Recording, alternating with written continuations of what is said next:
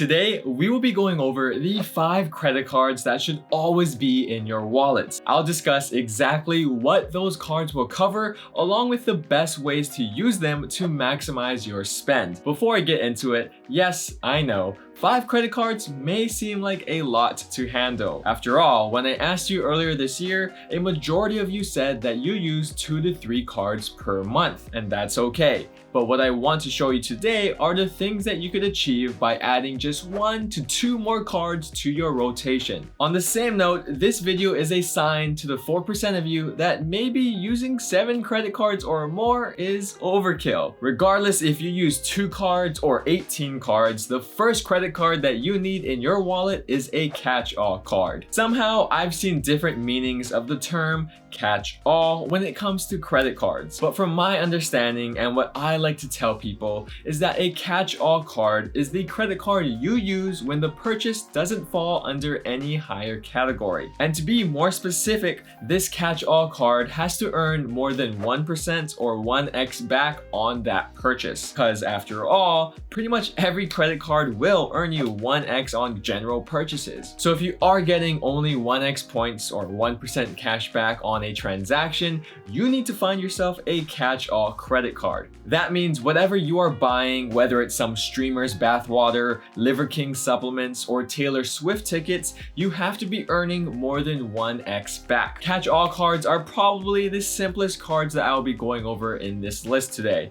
The only requirement for these cards is that it earns more than 1x back on every purchase. And usually these types of cards have no annual fees. Some of the more popular catch-all cards are the Chase Freedom Unlimited, Amex Blue Business Plus, Amex Blue Business Cash, Citi Double Cash, Wells Fargo Active Cash, the Capital One Venture X, and even the Apple Card. If none of these cards work for you, that's okay. Just find another catch-all card that would be a better fit in your wallet. The next credit card that should always be in your wallet is a travel credit card. Now, this category has a bit of wiggle room because you have airline credit cards, hotel credit cards, general travel credit cards, and cards that do all 3. Find out which kind of travel you do the most and find the appropriate credit card to give you the highest multipliers based off of your spend. But travel credit cards, out of all the cards on this list today, are probably the most tricky and most expensive cards that you can get. These cards typically have annual fees that range from $100 all the way up to $700. The reason why travel credit cards are so complex is because they usually have benefits,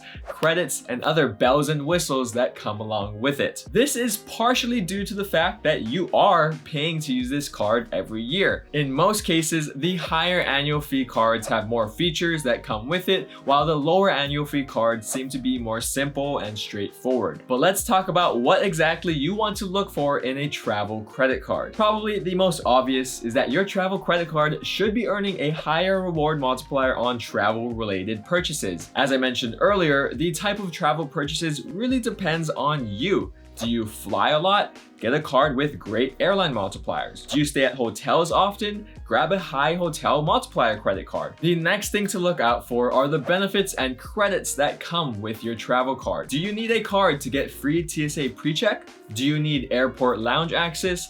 Find out what your travel-related needs are and align them with a card that matches that. Lastly, and probably the most overlooked feature to look out for in a travel credit card is its coverages. Find out if that travel card has return, purchase, or extended warranty protection. Do you need secondary or primary car rental insurance? What about trip delay / trip cancellation insurance or baggage insurance? If you're going to be paying an annual fee for a credit card, you want to make sure that you can squeeze all of the value that you can from it. Also, you don't have to worry about foreign transaction fees because I'm sure 100% of travel credit cards won't charge you for that. A few great travel credit cards are the Amex Platinum, Chase Sapphire Preferred, Chase Sapphire Reserve, Hilton Aspire, the Delta Amex cards, Chase World of Hyatt, Capital One Venture X, and so on. Honestly, some of you may not travel or need a travel credit card, and some of you aren't subscribed but can change that by hitting the subscribe button down below.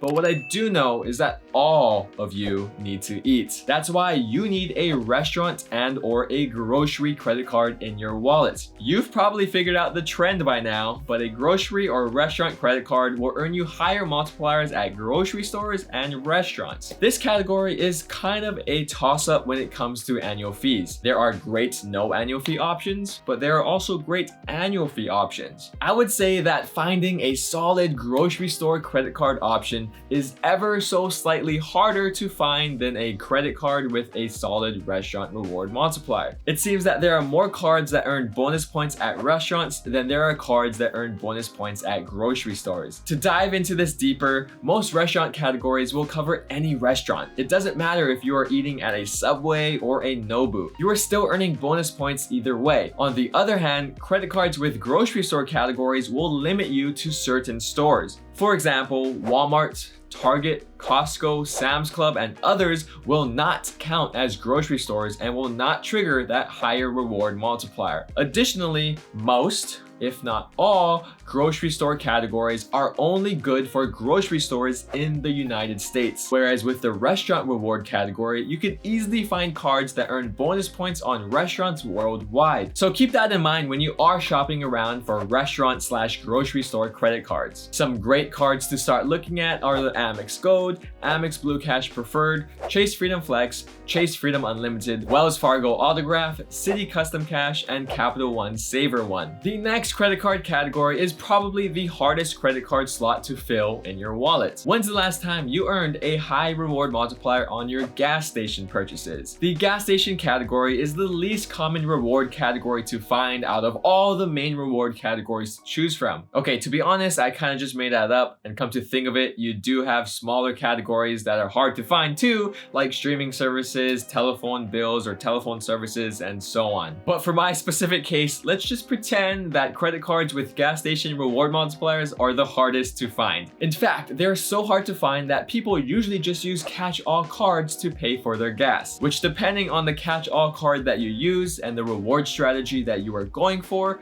that may not be such a bad idea. However, if you are looking for a great gas station multiplier credit card, some great cards are the Apple Card, Amex Blue Cash Preferred, Costco Citi Card, Sam's Club Card, Wells Fargo Autograph, and Citi Custom Cash. Unfortunately, in my case, I don't really have a strong gas station card quite yet. And by using the free app MaxRewards, you can see the cards that I have which earn bonus points at gas stations. In my case, it looks like the Amazon Prime card will give me the highest reward multiplier of 2% back on gas transactions. I could then compare how many points or cash back I will earn at gas stations with my other credit cards that I have. Using MaxRewards, I could also look at pretty much every other category out there to find out which of my current credit cards will give me the most rewards for that specific transaction. Then I could see how many rewards I earned from all of my purchases for that month. You could also get a bird's eye view of all of your credit cards in one place and easily track current sign-up bonuses that you're working on. But with MaxRewards Gold, you are now able to track all of your benefits and credits of your credit cards automatically. Did you forget how much airline incidental fee credit you have left for the year? No problem, MaxRewards has you covered. You'll also be able to automatically add all of your Chase and Amex offers to your cards and never miss a deal again. Start saving money with 1 month free of MaxRewards Gold by using the download link in the description below and the referral code ChaseYokoyama. Thank you MaxRewards for sponsoring this video. Now that your wallet has been filling up quite nicely from this video, the last card slot is what I like to call the Flex category. The Flex category is for credit cards that will rotate throughout the year.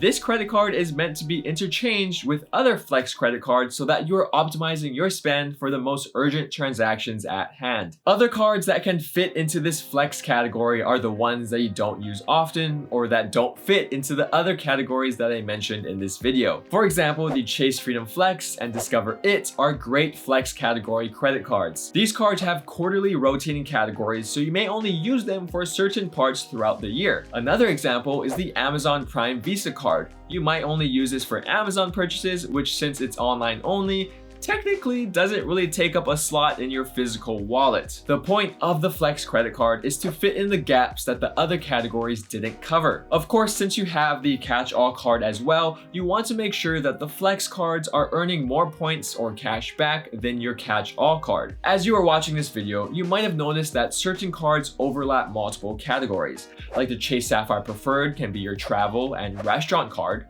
or the Hilton Aspire card could be your travel and gas credit card. Overlapping overlapping across multiple categories is okay. Actually, it's probably recommended since your wallet may not even have 5 credit card slots in the first place. The main takeaway is that your credit cards, whether it's 2, 3, or 4 cards, should at least cover the 5 categories that we went over today. That is how you could truly optimize your credit card rewards and your spend. And if you want to see how I optimize my personal credit cards, check out this video right here. Other than that, thank you guys so much for watching, and I'll see you in the next one. Shoots!